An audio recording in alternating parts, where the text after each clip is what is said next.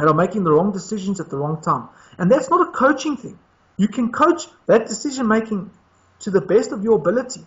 But if a player doesn't do it in the game, what else can you do? I mean, I still strongly believe a coach has 80% influence in practice and 20%, and the players have 20%. In a match, it's 80% the players because they are the ones on the pitch. Yes, exit strategies and stuff like that, if they are not up to scratch, then we can blame the coach. But when it comes to making constant up and unders, that's not the coach. That is a player. That is a player that's making those calls, and that player needs to be questioned, needs to be brought forward. Why are you making so many up and unders? This is why I say, when you look at guys like Victor Matfield and John de Villiers, when they're captain, you don't see many up and unders. Because why? If it doesn't work the first time, they allow it the second time. But the third time, they begin to question the player that's doing that kick. You often see John de Villiers walking over and talking to the player. The same as Matfield. So my question is, those up and unders were done towards the end of the game, the last 13 minutes. And they were done by Ruan Pino. Who was the captain at that stage? It was Ruan Pino.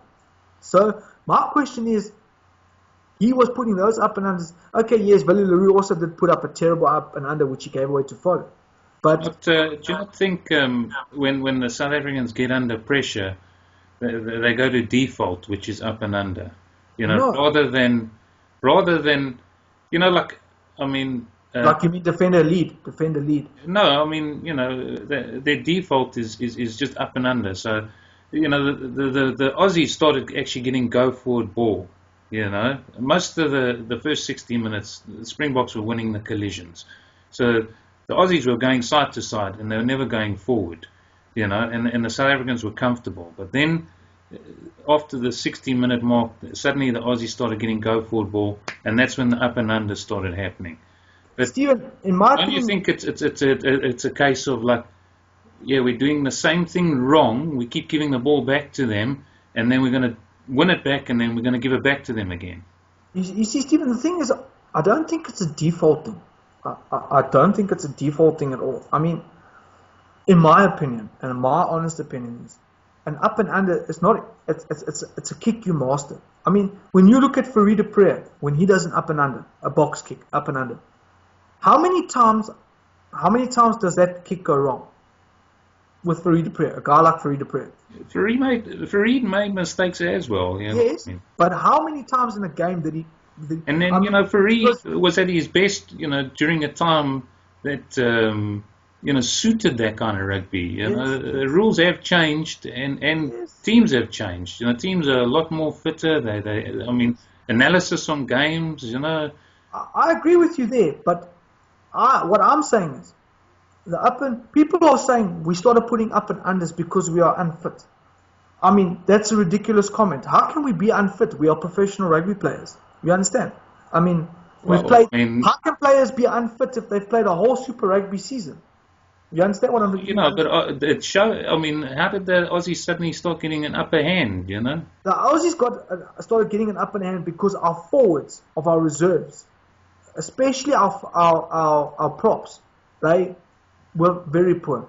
Heinke van der Merwe and Frans Malherbe. I mean, Slipper scrummed the living daylights out of Frans Malherbe.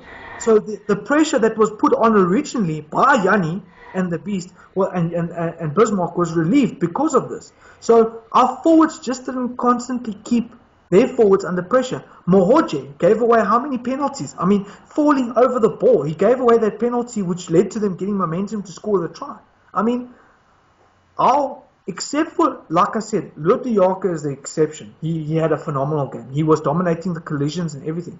But what I really feel is it came down to our props and Mohoje. They did not give that physical presence that was there in the first 60 minutes. You understand what I'm saying?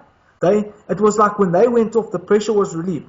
The moment Marcel Coetzee went off, Pollard went off, Jesse Creel went off, it was like the Aussies were like, wow. And Yanni went off. Are you not giving some of the Aussies credit, because... Look, mate, look. When Pollock came, what's his name? Pocock came on, I felt that was a big change.